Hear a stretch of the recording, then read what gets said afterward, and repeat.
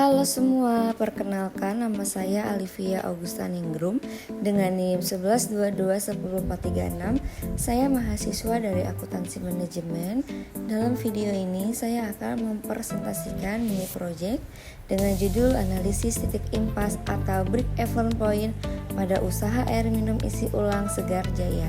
Mini project ini bertujuan untuk memahami bagaimana penerapan konsep akuntansi manajemen khususnya dalam menentukan titik impas atau batas minimum volume penjualan agar usaha tidak mengalami kerugian.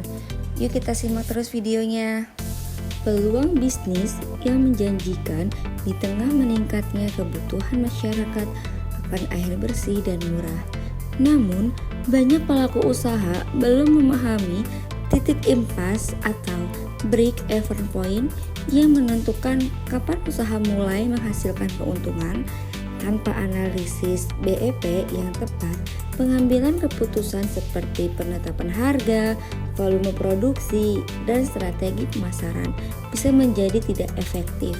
Tujuan analisis: 1. Mengetahui titik impas usaha air minum isi ulang Segar Jaya. 2. Menganalisis hubungan antara biaya tetap, biaya variabel, harga jual, dan volume penjualan. 3. Menyediakan dasar pengambilan keputusan manajerial untuk pengembangan usaha. Dalam penelitian ini, metode yang digunakan adalah analisis break-even point atau BEP. Analisis break-even point merupakan kondisi di mana total pendapatan sama dengan total biaya, atau dengan kata lain, usaha tidak mengalami laba atau kerugian. Rumus yang digunakan yaitu BEP sama dengan biaya tetap dibagi harga jual per unit dikurangi biaya variabel per unit. Berdasarkan data simulasi yang diperoleh, yang pertama biaya tetap per bulan 5 juta, yang kedua biaya variabel per galon 2000, harga jual per galon 5000. Maka perhitungannya 5 juta dibagi selisih antara 5000 2000, jadi totalnya 1.667 galon per bulannya. Artinya usaha yang dijalankan harus menjual minimal 1.667 galon per bulannya untuk mencapai titik impas.